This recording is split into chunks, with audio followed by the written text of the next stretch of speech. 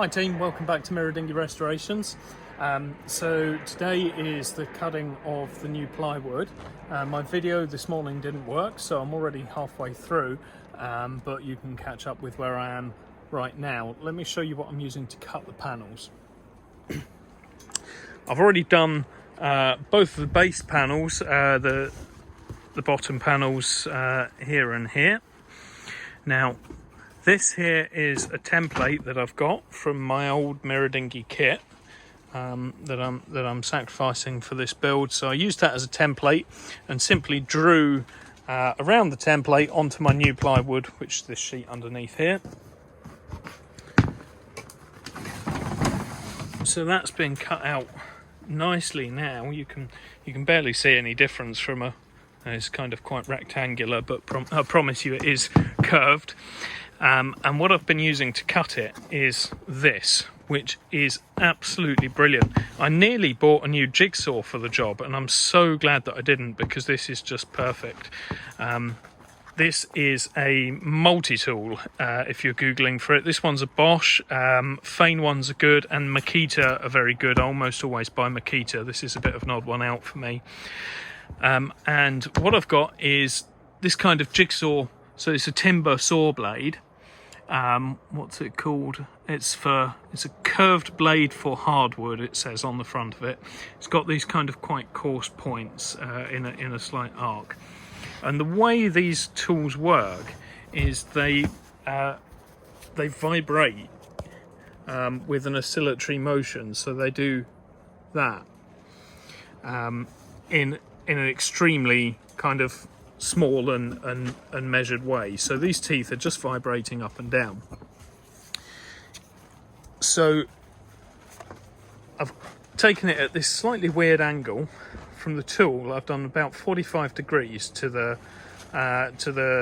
blade, and that allows me to just come along the edge of a piece of plywood like that. I've got my tool parallel to the plywood and my blade coming through like that. So that kind of angle just works extremely well, and you can vary it slightly.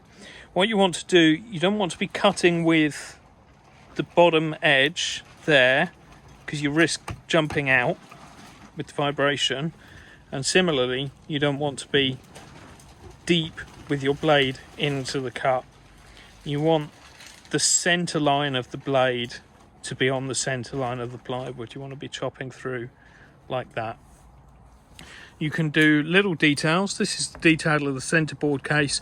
And what I've done is I've come through straight along like that, and I've come down, and you can actually, because it's a vibrating motion, you can just actually tease out some of the little details and then get back to your regular straight cut along there, or straightish cut. Almost bought a jigsaw, and I'm so glad that I didn't, because with jigsaws, you have, if you imagine my fingers are the sawtooth, with a jigsaw cutting plywood, you have this problem of the teeth going significantly up and down. And what happens is it rips that top edge of the plywood, and you end up with really exaggerated splinters along the edge. This tool has a similar blade to a jigsaw, but the vibration is much shorter. So it's just going kind of up and down an extremely small amount. 0.5 millimetre or so. That means you get much less cracking, and to be honest, it goes through it like an absolute knife through butter. You can see along here, you can see my pencil line there. This is the furthest that I've been off the pencil line on the whole of the bottom of the dinghy. And actually, because it's a vibration tool rather than a kind of rotating tool, you can make small corrections. I can actually come back here and just take that off back to the exact line. which I find miraculous. Here's the edge. So this is an offcut.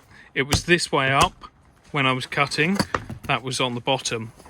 And what you can see is you actually, on the upside, I didn't tape it or anything like that.